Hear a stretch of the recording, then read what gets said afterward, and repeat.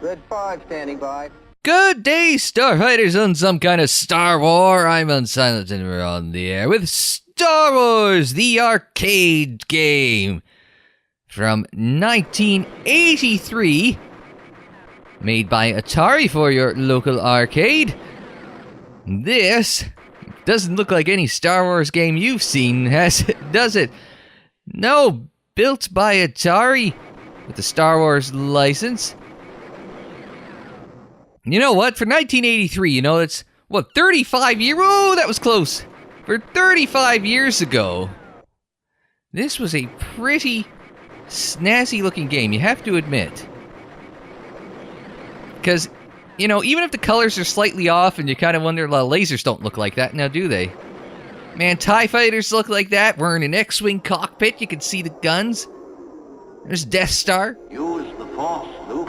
Oh! We're getting shot at! We're flying down the trench. This is fantastic. Yeah, so from 1983, it's a Star Wars arcade game. It just throws you right into it. Okay, we're just gonna... Oh! We got hit a few times. Plenty of times. Man, this game does not mess around. You know what? It was an arcade... Did we get it? Hey! We got the Death Star. That's it. We're done. God, kid, that was 1 in a million. Digitized sound effects and everything. Okay, that's it. Game's over. We won. We're going home. We blew this thing. Now we're going home. No, I'm trying to get through it. No, it's developed by Atari and then ported to damn near everything. We're playing the Amiga port from, I believe, 1988. Now, the Amiga is a bit more powerful than the original arcade unit that Atari developed. Ooh, I thought we were done. And apparently not. The Amiga port that we're playing here, the Amiga was a little more powerful than the original arcade console. Not by too much, but so it looks pretty similar to this from the screenshots I've seen. The size of that thing. Cut the chatter, Red 2. Accelerate to attack speed. They've digitized a... I'm just shooting the red things, because screw it, why not? I'm thinking this is the surface run. If you remember, Luke and Biggs and Porkins and all of them. Ooh, we got hit. They all did the, they blew up the turbolaser encampments on the surface of the Death Star. Oh, man. They're good shots, too. They're much better than Imperials. Use the Force, Luke. Oh, and now we've got to... You can see it in the top right. Wow, that... Ooh! You've got to do some dodging and some shooting. Oh, we got blown up. Did not last long, did we? But yeah, okay, so this is, as you saw it go by, it was the Amiga version. So this is developed in 1983, or released in 1983. Development started, I think Wikipedia said, back as far back as 1981 for this under, I forget what the code name it was under. Obi-Wan Kenobi is gone, but his presence still felt within the Force. The Empire's Death Star, under the command of Darth Vader, nears the rebel planet Yavin 4. You must join the rebellion to stop the Empire. The Force will be with you, always. Flight instructions and everything. Your deflector shield will protect you for 9 collisions. Yeah, we didn't take very long going through that. The rebel forces are depending on you to stop the Empire by blowing up the Death Star. So this was released in 1983. The Empire Strikes Back game came out in 1985. It was actually, you could just convert your original Star Wars arcade cabinet. They had the stand-up ones, your classic arcade cabinet. They had the sit-down ones that you could also use for Star Wars, and then you could convert it into Empire Strikes Back. The 1985 Empire Strikes Back game was also vector graphics like this. Let's just skip ahead to Wave 3. What the hell? I'm not scared. Everything until the trench run seems to go reasonably okay, so... Man, this is just like... This is like blasting Womp Rats in my T-16 back home. No, I've had a lot of practice in games like, Flight Sim's kind of similar to this. I mean, Rebel Assault is it's amazing. This is a game built in 1990, or released 1983, right? And Rebel Assault came out 10 years after that. And I'm sorry, and I liked Rebel Assault growing up. I spent a lot of time playing Rebel Assault growing up, right? Ooh, I got hit there. But I spent a lot of time playing Rebel Assault growing up.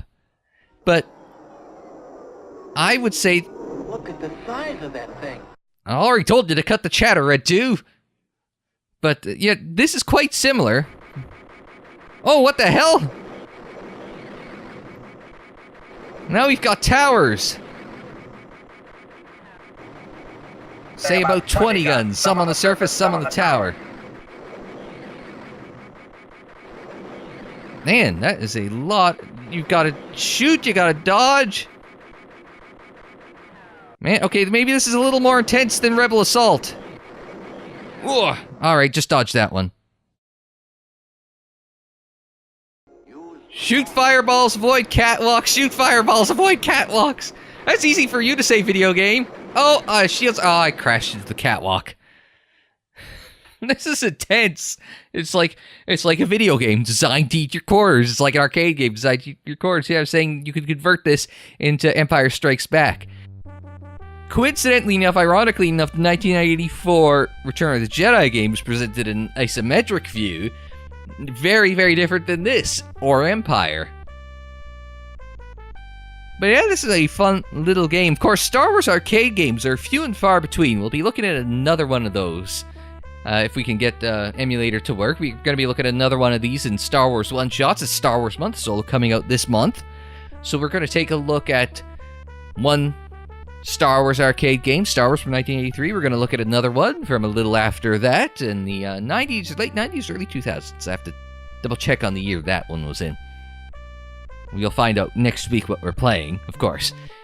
And then, there have only been, according to Wikipedia, 6 Star Wars arcade games. I've already talked about 3 of them. I'm playing one of them.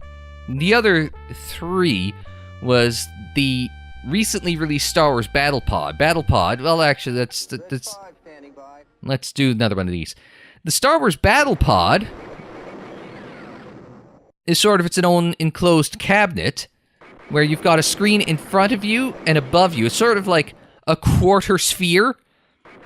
So, like, take a basketball, cut it in quarter, and you have a quarter in front of you and around you and on top of you. So, like, 180 degrees around you, 90 degrees to either side, and 90 degrees above you sort of thing from what I've heard and what I've read. And by heard, I mean they talked about it on Rebel Force Radio not a month ago, I think. Maybe even a couple weeks ago.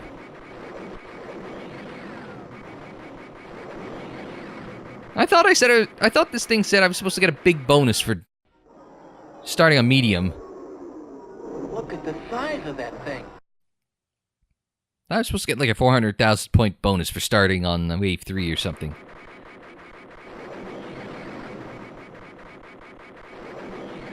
It's a good thing that old games like this don't track your accuracy, because my accuracy is kind of awful. Oh, I get points for shooting all the towers. But how do I shoot the towers? I'm trying to find a point to shoot the towers, but it's very difficult, and I'm getting shot very badly. I don't even think I'm going to make it to the trench. Oh no, just made it to the trench. I ain't going to make it past the trench. Oh no, there, see, I told you I wasn't going to make it very far. Yeah, there's the Battle Pod, there's Racer, and then there's the Trilogy Collection. I think the latter 3 were all Sega releases, though, as opposed to the original. These ones, the 80s Atari versions. I don't know if the Trilogy one worked. That would be fun to play, because I always used to see it. That looks so damn cool. I only played it once ever. I've never seen Racer Arcade or the Battle Pod, so that'd be one of those things I'd like to try at some point in time, you know? But anyway, seeing as we're struggling just ever so slightly, I think I'm going to try something thanks to our lovely Amiga port here. So, would you just kindly give me a moment? Red 5 standing by. Alright, straight to Wave 5. Why? Because the Amiga version comes with an unlimited... Whoa, this gets intense! Can I try spinning? I understand that is a good trick.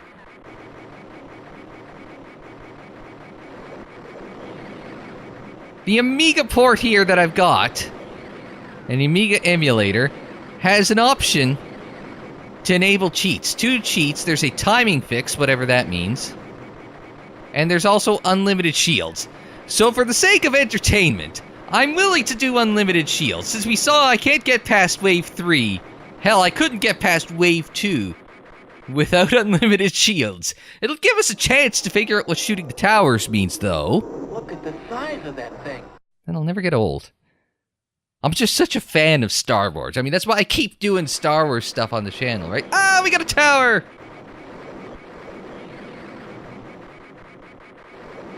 There we go. Now we're getting somewhere. 50,000 for shooting all the towers. Man, that would be hard without the cheats. I mean, I'm not even saying that's hard. I'm gonna say that's damn near impossible.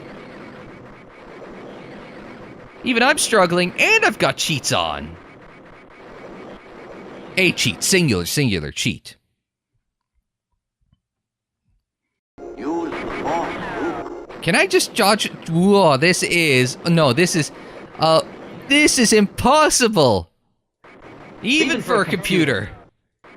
Wedge was right. Man, like, you'd have to concentrate. How could you dodge and shoot the fireballs and dodge the catwalks all at the... Oh my... You're all clear, kid. Now let's blow this thing and go home. Did I get it? I got it. Great shot, kid. That was 1 in a million. I love the little digitized voice clips and the sounds. Like, even the laser sounds are right, though, right? Like, if you're looking for the reference for the laser sounds, see, I can talk about this stuff and I'm not worrying about getting shot, right? I could just do my thing. The reference for the laser sounds here of the X-Wing, this is, remember when Luke went in on the surface and started blasting away turbolasers? You know, right before, you know, Big says, "Luke, pull up!" And Luke says, "Oh yeah, I'm okay, just got a little cooked." That's where the sound comes from. So, I just thought I'm gonna throw that out there. Another demonstration. I've saw these movies way too many times. I think I might have mentioned it in one of the countless other Star Wars LPs I've done.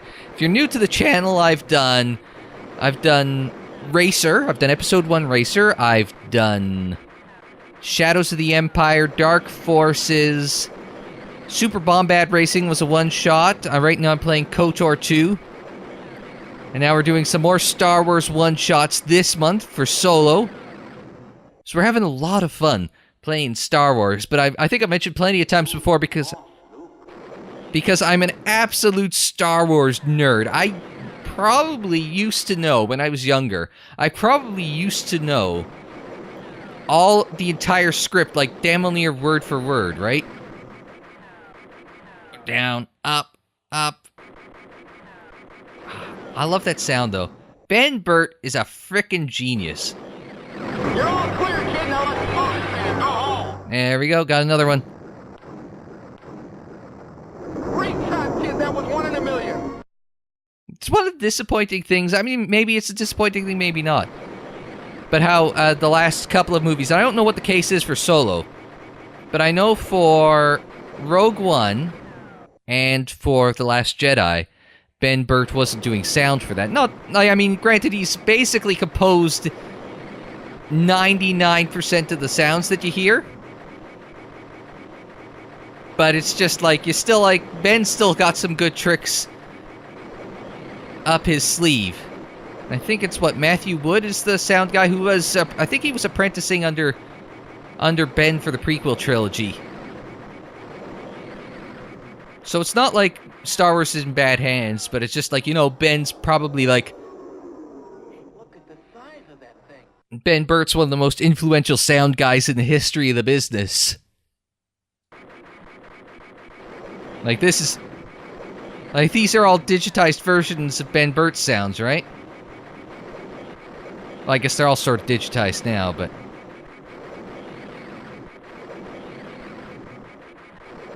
Man, not doing particularly well.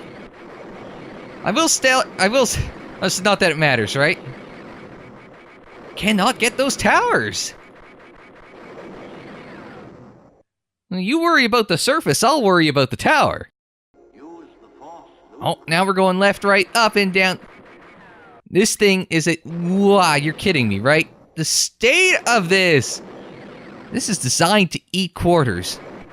I'd love to know what the high score is for this. Without, like, these cheats. I mean, obviously you can't... I doubt they have the cheats in the emulated... In the non-emulated version of this game. Great shot, kid. That was 1 in a million. Sorry, this entire video has just been an excuse for me to nerd out about Star Wars, but I think that's I think that's the entirety of all the videos I do about Star Wars. It's just varied. It's just varied opportunities for me to nerd out about various bits of Star Wars.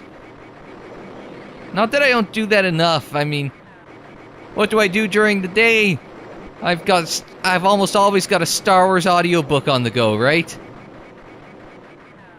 Right now I'm listening to Dynasty of Evil, the third of the Darth Bane books. I'm about halfway through that. At least it's very heavy-handed on the, this is what's going to happen. It's a matter of, not if, but when. Granted, I think I already know Darth Bane's fate from the Clone Wars TV series, though. Just a matter of how it happens. Because he doesn't live forever, obviously. I mean, even the movies will tell you that. Holy crap, I'm just getting my ass handed to me. Alright. Let's, okay. Pause for the cause there, thanks. Alright.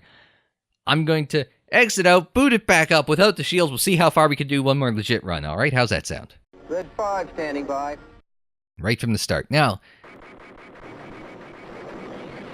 it's a lot harder to get your shots right when you don't have like 1,000,001 of the fireballs flying at you, right? But interestingly enough,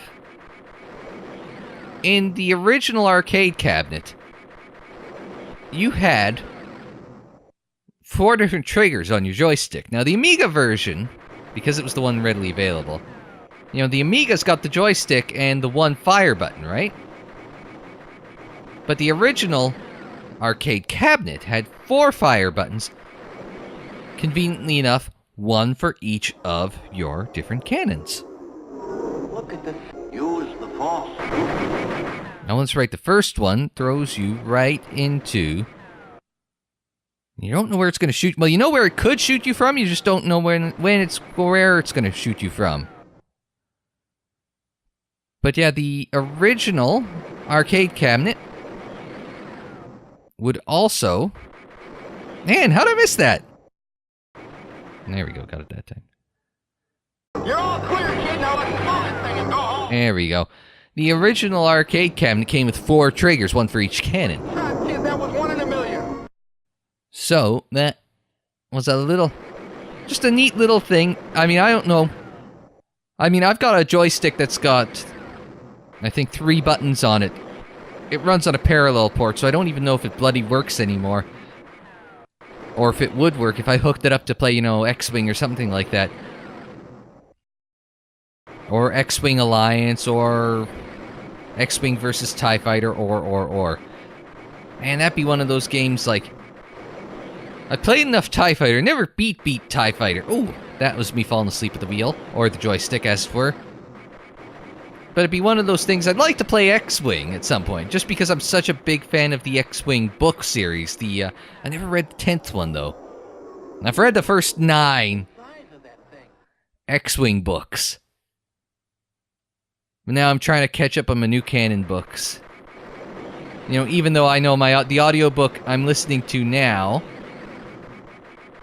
is a Legends book, like an old Legends book. Well, I mean, that's not like in terms of the age of the book, but the age of when it's talking about, because the Darth Bane trilogy is 1,000 years before the movies. Whereas KOTOR 2, which I'm playing right now, is 4,000 years before the movies. And 3,000 years before Darth Bane. But it's also by Drew Karpyshyn, who wrote KOTOR 1. So hence he definitely demonstrates a fondness for the good old days of the Sith. I'm not getting through this, or am I?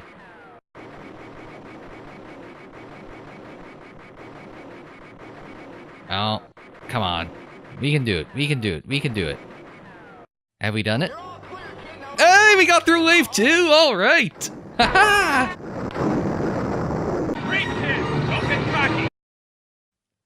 I was hoping it would play through the music a little more. I'm as good as dead, so we'll just keep going through until the Empire finally gets me. I think it could have been. Could it have been in George's original novelization for Star Wars, A New Hope? It was just Star Wars at the time that George did it. But somewhere along the way in Legends canon, before Luke hopped into an X-Wing, they ran him through an X-Wing simulator. And so, in the simulator, Biggs put Luke through the simulator. And, your old buddy from back home, you think you'd go easy on him. No. Biggs turned the difficulty up to maximum, and Luke got his ass handed to... Well, I mean, his ass handed to him is a relative term. He apparently got killed. I want to say it's like he got shot down twice on maximum difficulty. Whoop. But, our shield's down. Now, I don't know whether I should concentrate more on dodging or shooting things down. I'm thinking dodge. If I could just make it to the trench. We're going to make it to the trench. All right. Ah, they got us. Game over. Yeah, I think so. I mean, this has been a fun little game here. Now, if I do say so myself, for a 35-year-old game. Can you believe that? 1983. It holds up pretty well. Man, this is hard. Mind you, it's an arcade game. It's designed to eat quarters. So, of course, it's going to be hard. But, man, you know what? For a 35-year-old game, it looks good, everything's recognizable. It plays well. I know, Amiga version from 5 years after the fact, but whatever. The fact remains, it's based on a game from 1983, and I just keep coming back to that in my head. It's just like, how? How? Have they made games that good? I mean, hell, it runs. That's more than I could say for Battlefront 2 on my computer. Thank you very much, EA patches and AMD drivers. It is what it is, right? But yeah, that Star Wars, the arcade game, will have lots more classic and not so classic Star Wars games as we go through the month of May in the run up to Solo, a Star Wars story. But that is it for Star Wars the arcade game. So thanks very much for joining me. Like the video if you liked it. Subscribe if you're new, or if you're looking for more retro games or more Star Wars retro games especially. Share on social media, follow on social media. The social media handle is Unsilent on Air, and that's for Twitter, Facebook, Instagram, Tumblr. And don't forget, you can check out more Star Wars in the playlists there on the screen, in the description down below, and more videos anytime on the channel page. And until the next time, I'm Unsilent. Thanks very much for joining me.